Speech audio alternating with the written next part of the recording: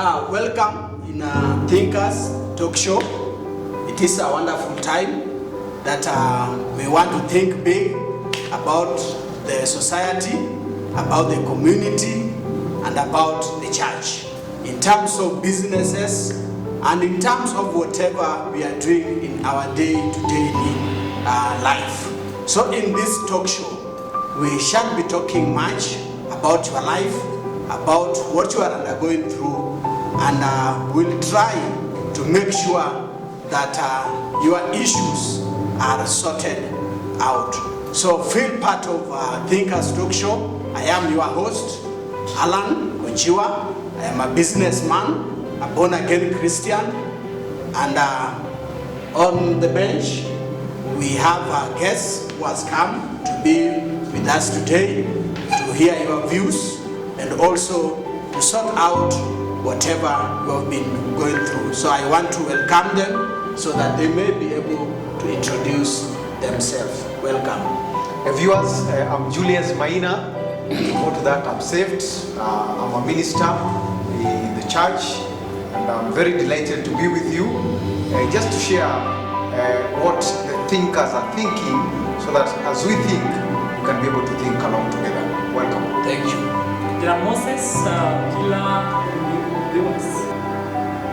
Moses Okila, an entrepreneur.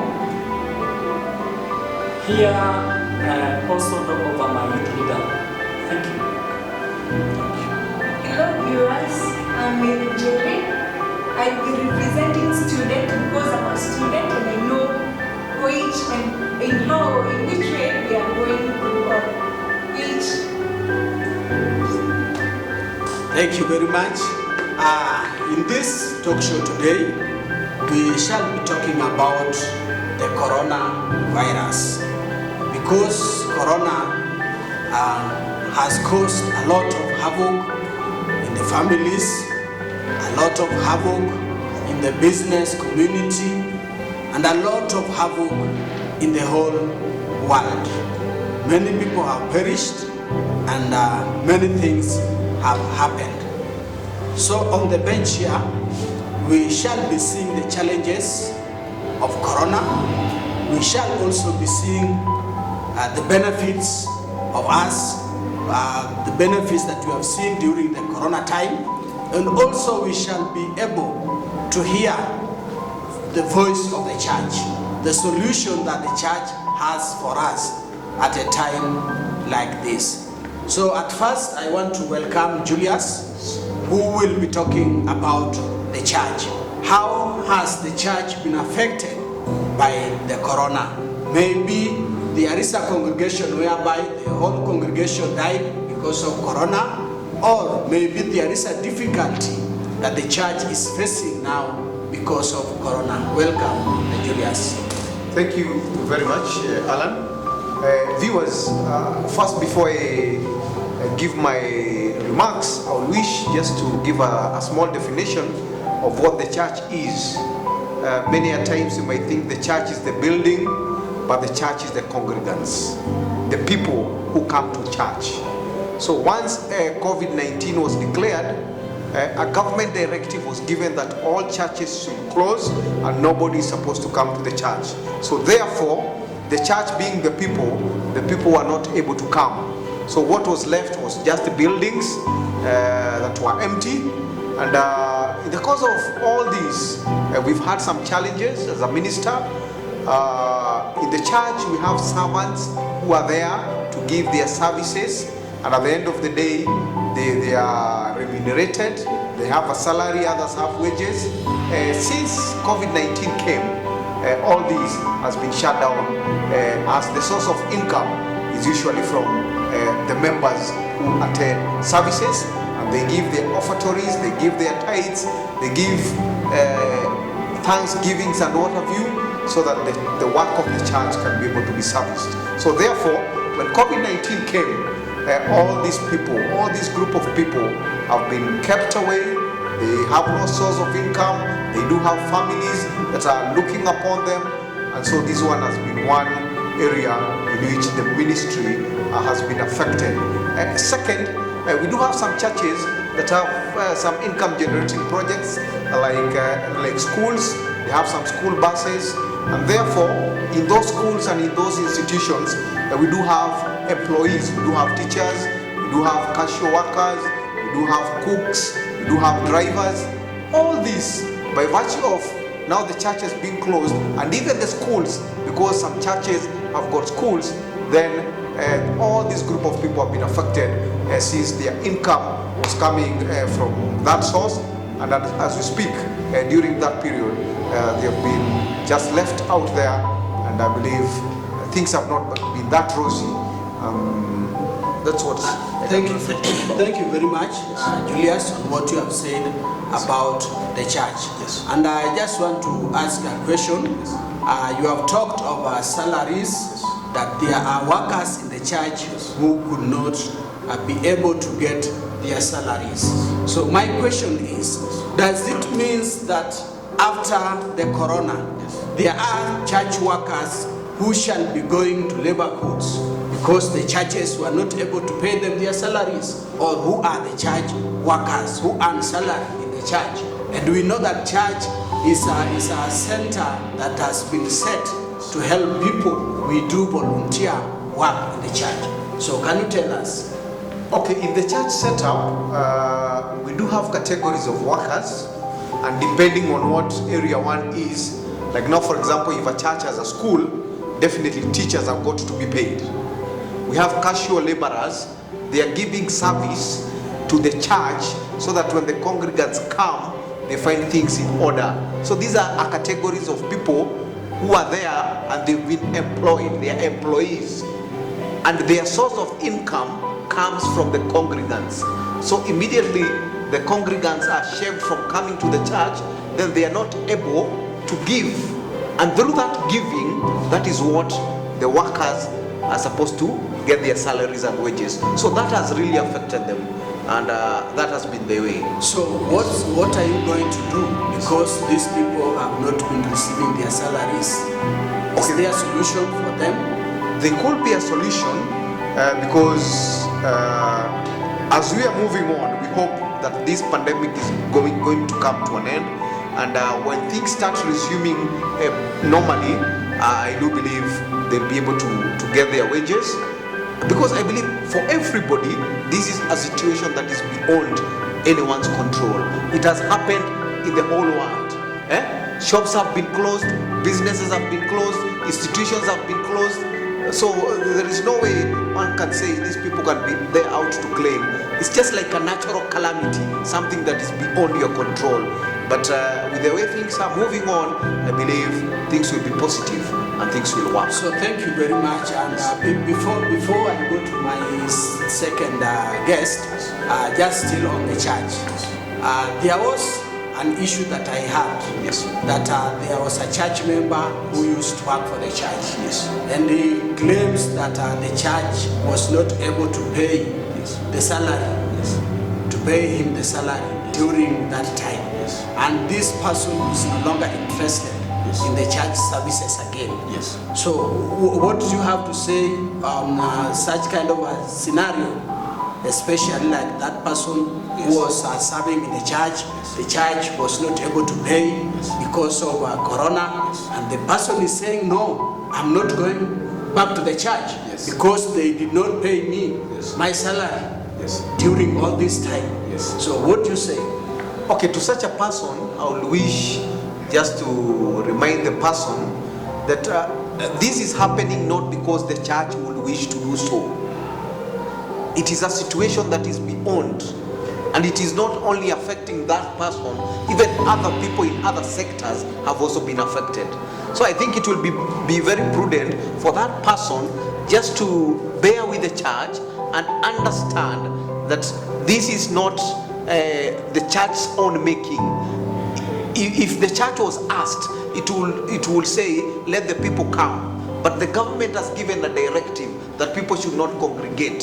So I believe this person should have what we call patience and tolerance and even self-control, because you never know, he might move out of the church, going to another institution, thinking that things will be better. If something of the same nature comes, that thing might also find him or her in that other institution. So at the end of the day, you just need to understand. So as you want this person to understand, Yes. you want to tell us that the church does not have account where they keep their money, Yes. or money is being received and being used, is received on a Sunday as being used on a Monday. So do you mean that the churches are broke, whereby they cannot pay the workers? Okay. What are you telling us that the guy that the people should be patient and understand? Okay, I do believe that different churches have got different ways of the way they handle their finances, but I believe there is no church that will be out there bearing in mind it has workers who depend on it solely, and they have dependents, and the church will just leave things at that. I do believe even if they've not been given their salaries for maybe a period of 3 to 4 months, I believe when things resume back to normal, something will be considered. Because what is the purpose of the church? The purpose of the church is to bring people together, to bring families together, not to tear apart. So I believe there is no minister who will be out there to say that is the end of the road. No, I believe they'll be very understanding, and when things happen right, things will be right. Okay, thank you. Maybe on the bench, our sister, maybe she has something to ask our brother Julius about the church, please. Okay, Chief, very many people has lost hope, and very many people are like there is nothing ahead. So how have you taken it as a church? How are you helping these people who has already lost this hope? Because as a church, your part is to bring the hope alive, or to make the hope alive for other people. So spiritually growing, how are you helping them to grow spiritually? Okay, basically from the point of church, from church's point of view, the church has really tried going online. Many churches have not been previously, when the situation was very okay, very few churches were online. But now as we speak, since people are not supposed to congregate, now the church has taken that step of going virtual. We do have online messages, online preachings, just to encourage people, because we understand these are our people and we need to give them hope at such a point of view. So what the church is doing is just to create another platform, because the platform it has been banned by the government. People are not supposed to congregate. But when you go online, you can be able to have a sermon, just one person, but that sermon will reach to thousands, just to give them hope. But sorry for interruption. Yes. When you talk of online, Yes. There is a family where they need food on the table, and you are doing an online service. How will this family get food on the table? The children are crying. You are talking of an online service. Yet we know that it's only the church that can provide those foods together with the government. So how is the church handling the situation, the families that are going without food? And especially you find that in the church, these are some members of the church, whereby the person used to be there in the church every Sunday, but now the person is going without food together with the children, and you are talking of relaying the services online. How are you helping this person? Okay, basically, relaying services online has just been to capture a section of our congregation, because I believe not everybody in our congregation is in a position maybe to own even a smartphone, whereby even if you relay the online service, everybody will be able to receive the message. So that is just one platform to reach to a given section. For these other sections, the church is trying to do other issues, like for those who are vulnerable, by virtue of collecting resources from those who are able. Even the government has given some resources to the church, some flour, some maize, some beans here and there, some cooking oil, the church has been there and it has tried to look at those people who are vulnerable, and they've been called to the office just to come and collect something, a packet of unga, a packet of milk, just something, some rice, just to sustain these people. But bearing in mind, not everybody is vulnerable. We have others who are able. Then for those who are able, they're able to move on their own. Those who are also able, they are also able to contribute to the church, and the church is able to take care of those who are vulnerable. Thank you very much. Thank you very much. On the bench, I want to give Moses, who will be telling us the challenges that he has seen since Corona came to be in place, and especially as a youth leader and also as a businessman. Thank you so much, fellows, viewers. I want to say that we've had challenges, yes. We've observed them. We are living with them. Others, we've already curbed them. So we have challenges that have actually, and we've mentioned them, still are there. One of them, which is a major one, mostly to the young people, together with our fellows in our various congregations, we realize that most of us lost our job opportunities. We lost our jobs. That is immediately when COVID-19 was reported in our country. Most of the companies had to shut down. We had some of the companies which laid off their staffs. People were not prepared to go home. They were just ambushed. Tomorrow you're not coming to work. There's no service, no salary. We've also had companies, even schools, where we've seen salaries given halfly. So this actually inconvenienced many young people together with our fellows in different congregations.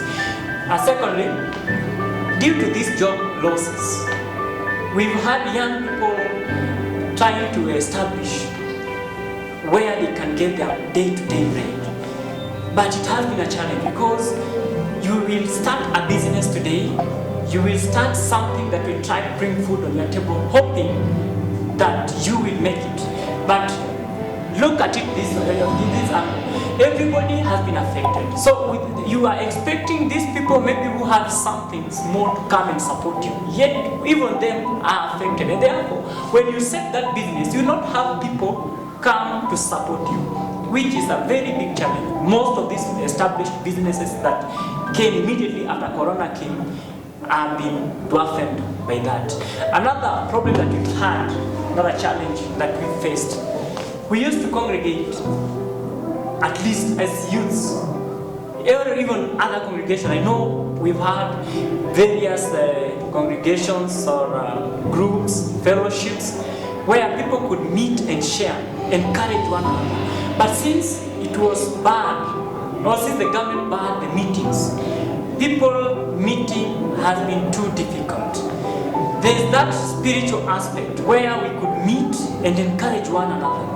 Today when you speak, majority of our young people have lost hope in this one Christ. Why? Because there's nobody who is encouraging them. There's nobody who is reaching to them. And sincerely speaking, reaching them is a difficult task. Some of them relocated. Some of them have no contacts. We cannot trace them. So it has been difficult to reach these young people. Others are even suffering, starving in their houses. Reaching them is an issue. But thank God, because at least we've seen this challenge. And in a way of curbing them, we've seen people come up, raise voices. Some call that we don't have food on the table. So we've seen, which I've had one of us talk of, the church has tried to put measures, consolidate some food and reach them. Yes, it is true, I admit. We've seen several young people get some food stamps from church. So it is a challenge, because when you give me a kilo of rice, a kilo of unga, it will not sustain me for that long. And since the church comes and chips in, it will only give me maybe food for 2 days. What about this other day? This is a very big challenge, which up to date we still face. Other challenge maybe I can talk of is the young people who are very much committed. There was somebody they were looking at. Talk of being an example in church. Somebody used to be motivated by maybe talk of somebody who was in church. Now they are not coming, they are not seeing him, and therefore they lost hope in life. Now looking at or deciding to do things that are not maybe according to the rights of according to what we expected to do as a church. People have swayed from the right way, they are now following ways that are not right. So that has culminated what we call crime. Crime rates have gone up. A rate of immorality has increased in the society. I've seen a challenge. This is in the entire society. We've had our cultures be followed by some of our tribes. Today, circumcisions by a fellow tribe, a tribe where I come from, it has been bad. So we are trying to cope up, which is not easy. Burying our people, we used to enjoy having this person sit with us. We celebrate him, we eat together, do everything. But today, what are we seeing? Somebody buried at night. Instead of healing these souls, we are bringing more grief to these souls. I think those are some of the challenges that we face. Thank you very much. And as an entrepreneur, we believe that companies faced many challenges, and there are obligations that even though these companies face challenges, there are some things that they have to do, like paying the taxes to the government and renewing of businesses, licenses and all that. Corona began early in the year, the month of March, which most of the companies had not renewed their licenses. So what you have to say about that, is there an exemption from the government whereby the companies have been allowed not to pay to renew their licenses, or what is the government doing, you as an entrepreneur? And to respond to that, I would say that yes, there's something the government is doing behind the scene. We can't have, we are given licenses, maybe a 6-month license, a 3-month license, and a 1-year license. And look at it this way. Companies were closed when the government declared that Corona is in the country and put some measures of social distancing and having face masks and etc. Some companies could not adhere to whatever was brought. So they were forced to close. Now I want to believe, I've seen in banks, the government tried to talk to persuade the banks to allow those who are having loans to allow them more time to pay this whatever the loans. So I want to believe that there are not just one but many other measures that the government is trying to put in place in order to make those who close their businesses together with them that are even intending to open not have hard or tough times in doing their businesses. The environment that is being created to continue doing their businesses, and also for them that are coming to do their businesses, will still, I think the government will ensure that it is very conducive. Thank you. Thank you very much. Maybe in the bench, maybe there is someone who has something to Moses in terms of challenges during the Corona time. Elias or Mary, you have something to Moses? I would wish to say, okay, challenges have been there, just as my colleague has said, Moses, but I believe in all these challenges, so long as we sober up and we are able to understand the way things are, I believe this is not a one-man thing, it's worldwide. So this is a time just to sit down and reflect and ask yourself, this is the situation I'm in. It's not me alone, it's not myself, it's not my family, it's everybody So we just take heart and we look for other ways of survival as we await things to be okay. But that is not a reason for people to compromise. That is not a reason because a time will come when everybody will be saying it's corona, it's corona. You have an issue with your wife, you have a quarrel, it's corona. You have a quarrel with your children, so everybody might go for that. Yes, it is there, but at the end of the day, let us admit it is there, and we see how we can move out of that negativity in a positive way. Thank you very much. Thank you. Mary, can you tell us the benefits of corona? Maybe people are dying and businesses were closed down, as Moses have said. The churches were not allowed to meet. And maybe during this time, you have been seeing the benefits. What are the benefits? Okay, when you see me smile, know that there is something positive out of the negative thing. Yes. Because as an African young lady, I believe many Africans are trained to see and to take things in a way that, yes, we cannot be able to handle, but there is something we can do out of that thing. So where there is risk, there is an opportunity. The first thing I love about this discussion is, yes, we are seeing very many challenges and very many disadvantages also. But what I love most is that out of these many challenges, there is positivities or there is positive things. The first thing is that as a student or as a young person, I see coronavirus as an opportunity, a good opportunity for me. Why? I'm able to be creative and innovative enough to come up with very many things that I wasn't able to come with it before. Because when I'm alone in the house, I can be able to do my research very well. As I look as the means of surviving, because there is no employment, not total unemployment, but there is no employment for me as a student. I'm still a student. I can be able to think of other ways to be able to survive. So creativity and innovativeness have been increased. Another thing is about the local industries. As young people, we are seeing maybe all of the things for us is gone in terms of employment, but there is employment. The local industry have been developing. Why? Because there is no importation of goods. The rate of importation is a bit lower. So if it's a bit lower, it means that our local industry are still working. And they are very, very active at this point. So it's an advantage to us.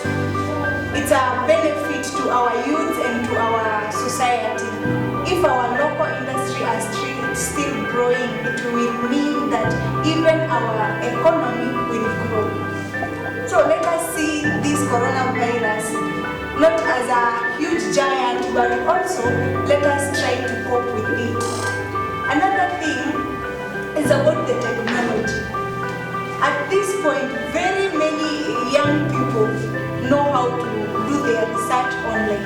But then before, you could have told me to do some research online, and I could have told you, let me go to the link first, then we'll talk about it after all. But nowadays, we have our gadgets, we have everything. We've been taught, or as a means of trying to survive, we've been taught how to survive using our technology. Churches are online, we have education is online, so our technology have really improved. Another thing is about communicable diseases. Because of this coronavirus, this pandemic, we have an improved sanitation. For example, washing our hands now in pen. We we have our mask wearing. It's not a mask you go hugging everyone, that is social distance. So you find most of the communicable diseases, they are just shut off. Why? Because there is not that direct contact with these maybe agents that are transferring the disease.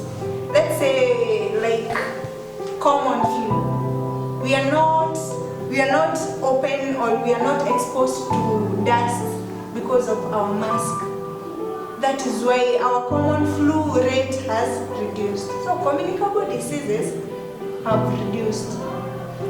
Another thing is about our talents.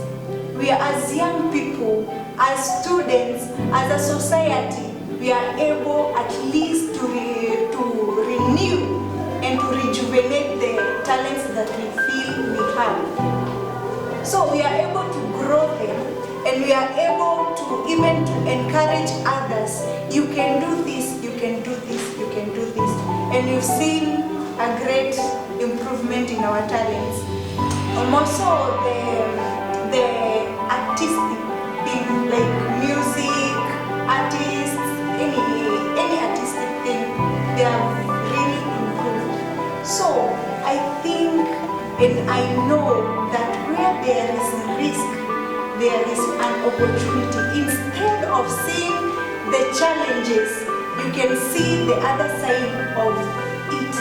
See the positivity from that challenges. You have so many challenges. How can you be able to survive out of those challenges? So coronavirus can be very hectic to us. But for young people, I call upon you. You are the live wire here. Transmit the energy. Transmit the opportunity to others. Transmit those ideas that you have. Out of this coronavirus, there are very many ideas you have. There are very many energy that you have. Transmit to others so that you can be able at least to say, out of coronavirus, we came with this and this and this. Thank you very much. And as we have said that there are many opportunities that have risen, and I just want to say that there was a guy who, because of corona, they were not able to go to college. As a result, this person had to buy a good smartphone in order that he may do the Zoom class and all that. So to add on what you have said, yes, there was an opportunity and there were benefits of corona, because many people learned a lot of things during this time. So our viewers, wherever you are, have hope that even at this time there is hope in every situation. In Thinkers Talk, we think of you and we want you to think positive in the negativity that you have in your life.